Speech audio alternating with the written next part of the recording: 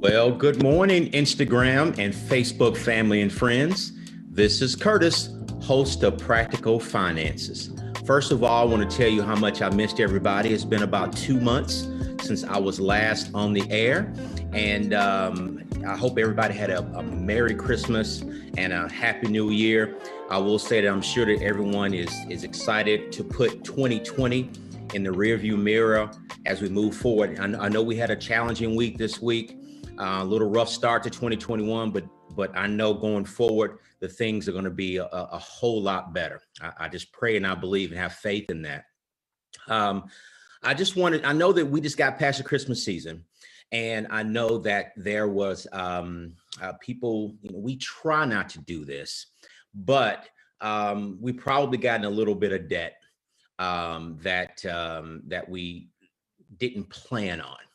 So my purpose of this week's episode and next week's episode is to talk about managing debt. Okay, this week is going to be part one. Next week is going to be part two. My objective is to help everyone to identify debt, understand some of the key terms when it comes to debt, and also come up with some strategies to help everyone to pay that debt off. That's going to be the focus this week. And next week, we're going to get into some more specific and more, well, drill down actually into more and different topics such as student loans. So I am this week running the show by myself for the very first time. Normally, my sister is my producer, so to speak. But she actually is in seminary school. I'm extremely proud of her. And she accepted God's calling, and now she's following through and going to class, and she's going to make it official. So Candace, I love you, and I'm very proud of what you're doing. So if you can give me a second here so that I can share the screen so we can start the presentation, I thank you and I appreciate your patience. Give me 1 second here.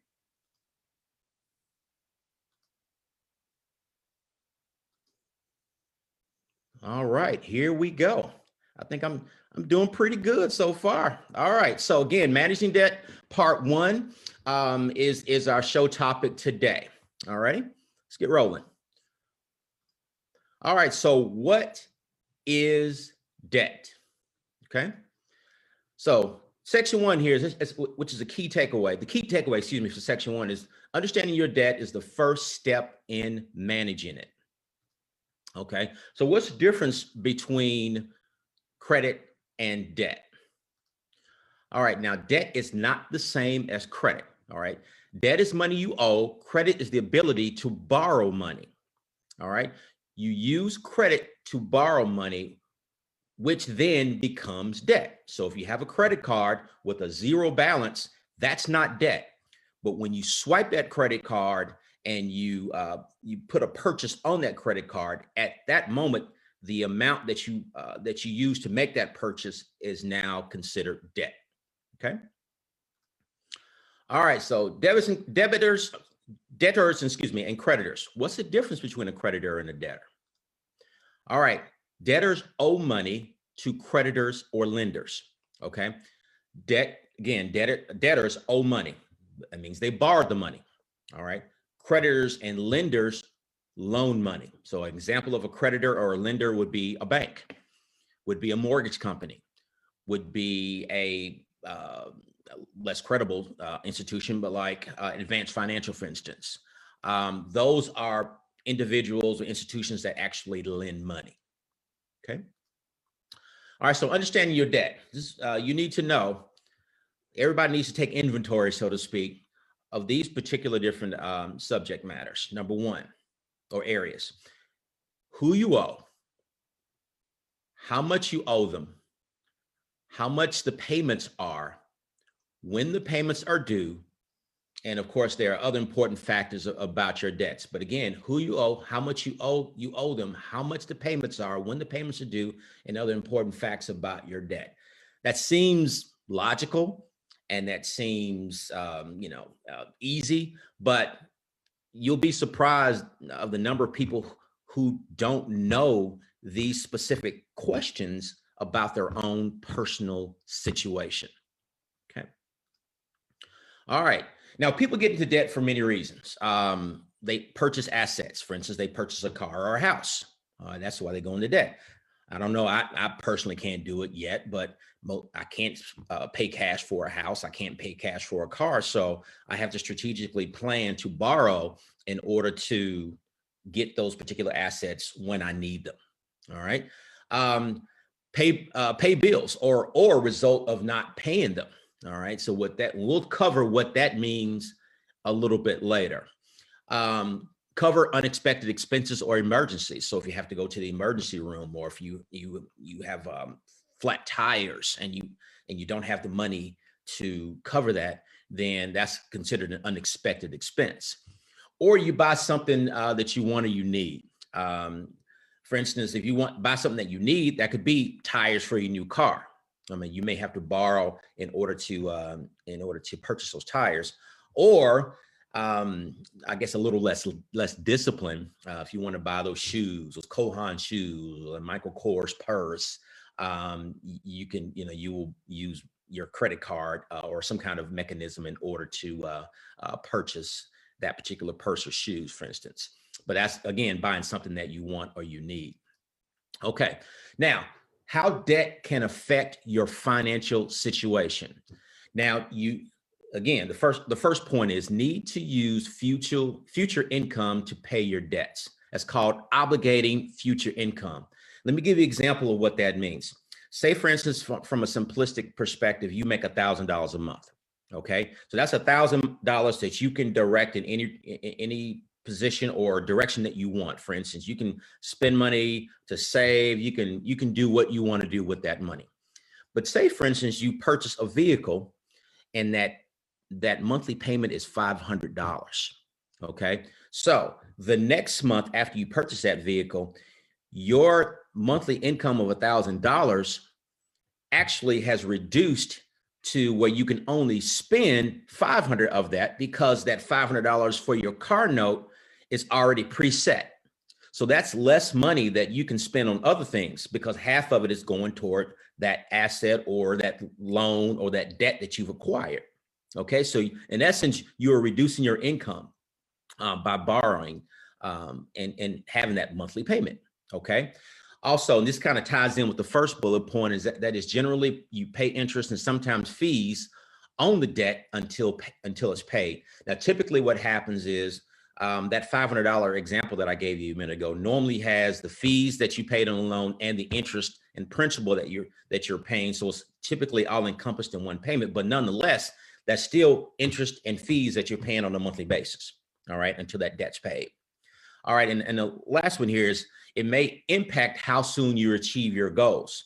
So if you have a goal of saving $1 million, but you have debt that you have, for instance, again, using that example of $500 a month, that's $500 less that you can direct toward your savings goals, which will impact how quickly you achieve that goal. All right, does that make sense? All right. Okay, so again, the key takeaway for section 1 is understand your debt is the first step to managing it. All right, so how does debt work? Let's kind of drill down on that a little bit. Now, consider how debt works so you can make informed decisions about it. All right, so I'm going to go through 7 questions. These are debt lingo questions. These are multiple choice questions. And I want to see if you know the answers to these, okay? I'm going to ask the questions, give you the answers, then I'm going to give you a second to think about it, and then I'm going to reveal the answer, okay? All right, so debt lingo number 1, a loan with collateral that the lender can take if the loan is not repaid according to the loan agreement. What kind of loan is that? Think about the Jeopardy theme in the back of your head as you're thinking about that question. All right. The answers are principal, secured loan, and annual percentage rate. Tick tock, tick tock, tick. All right. The answer is it's a secured loan. All right. Secured loan is a collateralized loan that can be taken by the bank in the event that you don't pay the loan. All right. So a person can take, if you borrow money for a house or for a car, if you don't make the payment, the house can be foreclosed on or the car can be repossessed. All right. All right. Second question. How much money you borrow? Okay, is it principal, is it interest, or is it fees? Again, principal, interest, or fees. All right, that's the amount of money, that's how much you borrow. The answer is principal. That is the principal is the amount that you actually borrow. Next question, the main cost of borrowing money.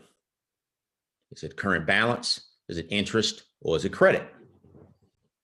Maybe a little tougher here. Again, the main cost of borrowing money, is it the current balance, the interest, or credit? And that's the cost of borrowing. The answer is interest. Interest is the cost. That's what you pay every month for borrowing that money. Question number 4, a credit agreement that allows you to borrow money from time to time up to the pre-approved maximum credit line. That's the key line there. Is it an installment loan, revolving credit, or lease agreement? All right, well, the answer is revolving credit, like a credit card or a line of credit. All right, number 5, the total cost of credit on a yearly basis. You've heard this answer before, but I'll give you the choices. Annual fees, annual adjustment, or annual percentage rate. Which one of these 3 answers is it? Tick tock, tick tock, tick tock. All right, the answer is annual percentage rate, or APR. All right. Number 6, when you borrow a specific amount of money and repay it over a set period of time, is that revolving credit, principal, or installment loan? All right, the answer is it's an installment loan. So a mortgage loan or a car loan is an example of an installment loan. And last but not least, what is a loan with no collateral? Is it a secured loan, an unsecured loan, or a mortgage? All right, and the answer is an unsecured loan. All right, so let's kind of drill down a little bit, just reinforce what we just learned. In terms of installment loans, the principal is the amount you borrow. The term is how long you have to repay the principal and pay interest. Generally, you pay the same amount every payment unless there is a variable or adjustable rate, or you have late fees that have been added on. But the payment is set, which means the principal and the interest will be exactly the same every payment. That is an installment loan. Again, think about your mortgage loan or your car loan. Okay, same exact amount every month. All right, revolving credit. Now you do have a credit limit, and that's the most that you can borrow. So if you have a credit card with a $5,000 limit, $5,000 is the most you can borrow on it. Now the payment is based on the credit that you use. I tell my customers all the time at the bank where I'm a manager, I say, when you think about a credit line, you borrow what you need and you pay for what you use. So if you have a $5,000 credit limit and you borrow $1,000, you only pay for that $1,000. Now, with that being said, the minimum payment is often 1 to 5% of the outstanding balance. That's typically what the monthly payment is. So as you can see, this is very important at the very bottom here. Pay more, pay off sooner, pay less interest, period. The faster you pay your credit card or your installment loan debt or revolving credit, in this particular case, the less interest that you'll pay. All right. All right. So fees. So fees are additional charges. They are not interest. So make sure when you get into a loan or you get a credit card, make sure you understand the fees you will be charged and the fees you will be charged and the fees you may be charged. All right. So there may be fees to actually sign up for the debt, but there also may be fees that may be charged throughout the life of the particular product or loan that you get. All right, prepayment, early repayment of all or part of a loan. It reduces interest cost. It may mean even an earlier payoff debt. So let me give you an example on that one. And that is, a lot of people, when they have a mortgage, what they try to do is they try to pay an additional amount of money toward principal every month. All right. So by doing that, what that does is that reduces that principal amount faster, which speeds up the payoff of that particular debt. Okay. Let me give you a great example. Before I became a bank manager, I was a mortgage loan officer for 10 years. Okay. So what I would normally tell my clients is simply this: if you have a 30-year mortgage and you pay an extra payment per year, typically there are 12 payments per year that you pay. So each month out of the year, you pay one set payment. But if you can save up and pay one extra payment per year, you can literally save roughly 7 years off your mortgage, maybe even more. So just paying one extra payment per year can save you 7 years in your mortgage. So as we say, it may mean an earlier payoff date. But also you need to ask if there are any fees for prepayment. A lot of loans now, after the mortgage crash in 2008, 2009, a lot of financial institutions stopped charging prepayment penalties for paying loans off early, for consumer loans, that is. So, but be sure to make sure that you clarify that with your lender, that it's okay to pay a loan off early or at any time. Okay. All right. So section 2. Remember the takeaway. Consider how debt works so you can make informed decisions about it. Let's move on to section 3, reducing debt. All right. So develop a plan to reduce your debt and get help if needed, such as from a trained credit counselor. All right. Now, 2 strategies for reducing debt. Maybe you've heard of this before. Number 1, pay off the high cost debt first method. That means you first pay off debt with the highest cost to you or the highest interest rate. The second one is the snowball method, where you first pay off debt with the lowest balance and continue to pay off debt as the balance increases. So let's go over the high cost debt first method. Here we go. Advantage of that particular method is you save money, because you're paying off the highest debt, has interest first. Disadvantage, it may feel like you're progressing a lot slower. Now, what you do is this: you list your debts, highest cost to you to the lowest, then pay amount due on each debt. Third step is make extra payments to the first debt on the list. Fourth step, after you pay off first debt, make extra payment on next debt on the list, and then continue as needed until all of the debt's paid off. Okay. Now, the snowball method, the advantage is you make progress a little bit faster. The disadvantage is you may pay a little bit more money, because in this particular method, you're not paying the highest interest rate product first. You're paying the debt with the lowest payment, and you are snowballing that into further debt. Let me explain. First of all, list your debts, lowest balance to highest. The second, pay amount due on each debt. Third, make extra payment to first debt on the list. Fourth, after you pay off the first debt, make extra payment on next debt on the list, and continue as needed. Let me give you an example here.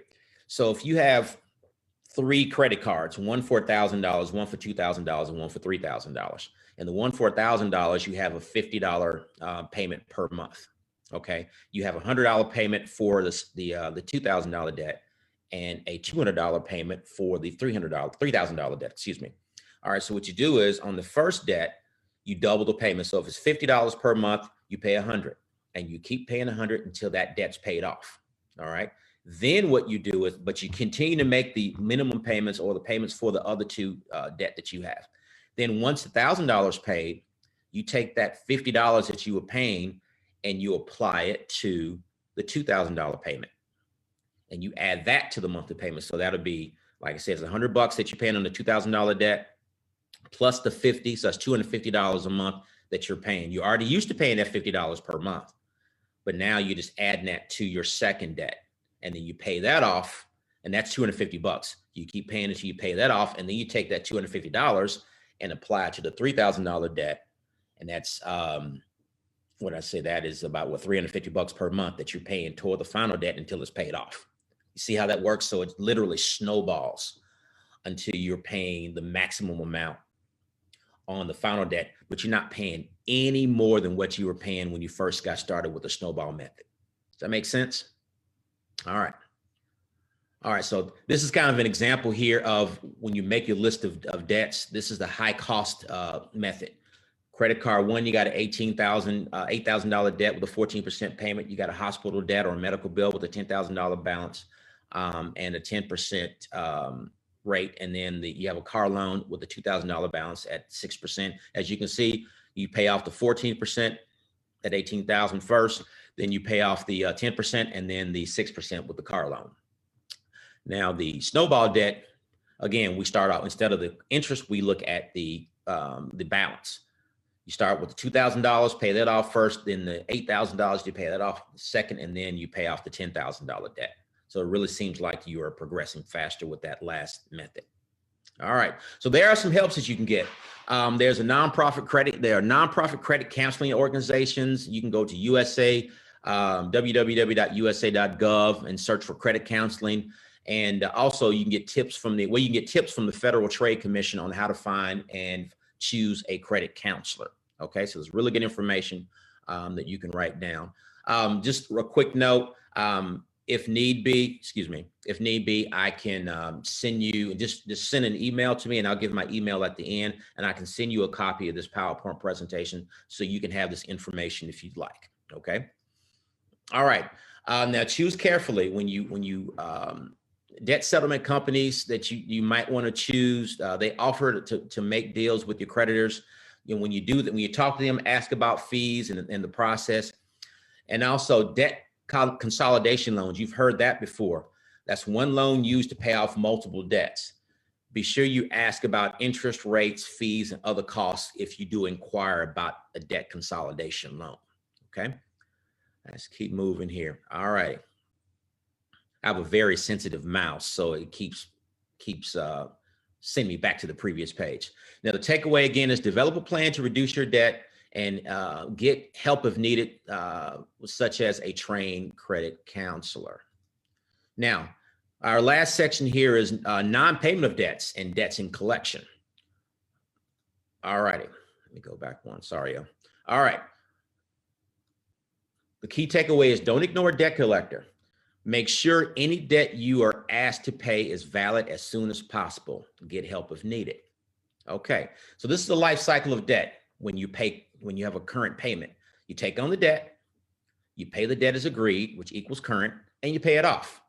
That's the life cycle of debt. That's the way it's supposed to be. Okay. All right, now the life cycle of debt, non-current. You take on the debt, you miss payments, which equals delinquency. You're in default, it's charged off, collections equal assigned or sold to a debt collector. That's if it's not current. That's what you don't want to do. Okay. Number one, this is the one you want. This is what you don't want. All right. Okay. Not paying debts. What can happen if you don't pay your debts as on time or as agreed? All right, several things can happen. Number one, late fees and more money on interest. Number two, you can be a contact, by a debt collector. Number three, you lose your services and you have to pay costs to reestablish. And number four, you can lose your collateral. All right, what else can happen?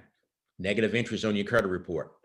You're dropping your credit scores, lawsuits from creditors, wage garnishments, account garnishment, and treasury offset. All right, before making a plan to pay a debt, be sure to know you owe the debt, number one. Number two, the statute of limitations has not expired. Number three, you are dealing with a legitimate debt collector. Now, if you know these three items, pay the debt in full if possible, okay? All right, now, if the payment in full is not possible, what you do is you set up a payment plan. You make sure it's a plan you can afford. And number three, you can negotiate a lower balance. Ask for paid in full and not settled. Okay. you have any more questions about that, please shoot me an email or after the show, and I can answer that for you. Now, debt collectors must follow rules. Number one, no abusive, unfair, or deceptive practices. For instance, no inconvenient time or places, no calls at work if told not to call, no threats of violence, and no obscene or profane languages. Debt collectors can't do any of this. They're prohibited from doing this. And if you have a situation, report problems with the credit collectors if they do abuse that. Now, let's see here. There we go. Now, remember the key takeaway. Don't ignore a debt collector. Make sure any debt you are asked to pay is valued as soon as possible. Get help if needed. All right. All right, you all. Well, we are at the end of episode 1 of the winter season. We have completed part 1 of managing debt. Now, if you want to get in contact with me, okay, you can email me, as I mentioned earlier, or if you want a copy of the PowerPoint presentation today, because this is really important information, email me at curtis@practical_finances.com, or you can follow me on social media at Facebook/practical_finances, Instagram, which is @practical_finances, or YouTube at YouTube/practical finances.